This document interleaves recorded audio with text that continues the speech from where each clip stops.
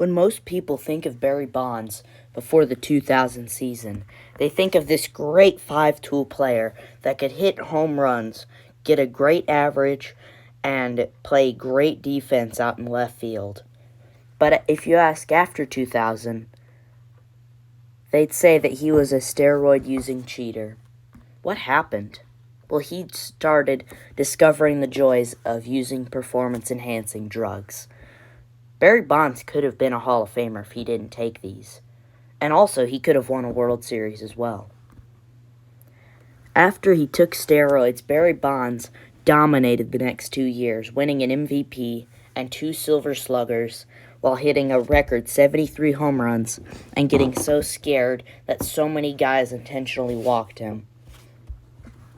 And in 2002, he led the Giants to the postseason with 46 home runs and a ridiculous .370 average, and he led them to the World Series.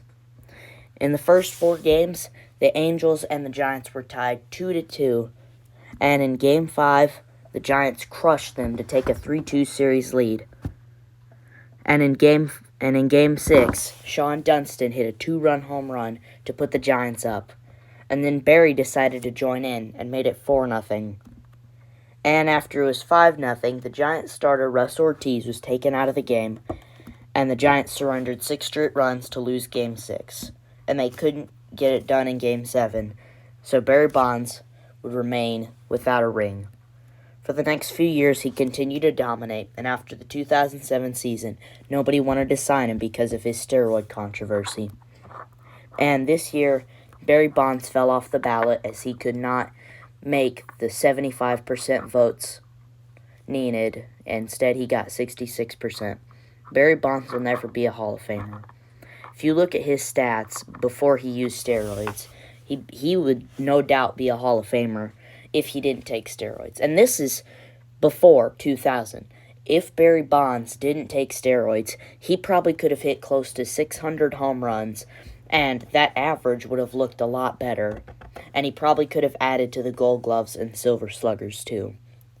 But it's a shame he decided to take steroids, and he paid for it. He didn't get to be in the Hall of Fame, and he didn't get a World Series.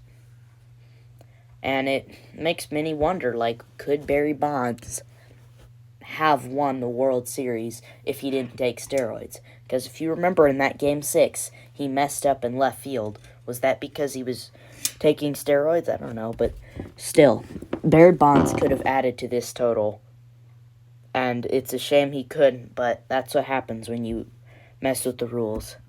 Barry Bonds will forever be known as baseball's biggest cheater, besides the Astros, obviously, but Barry Bonds could have easily been a Hall of Famer if he didn't want to cheat.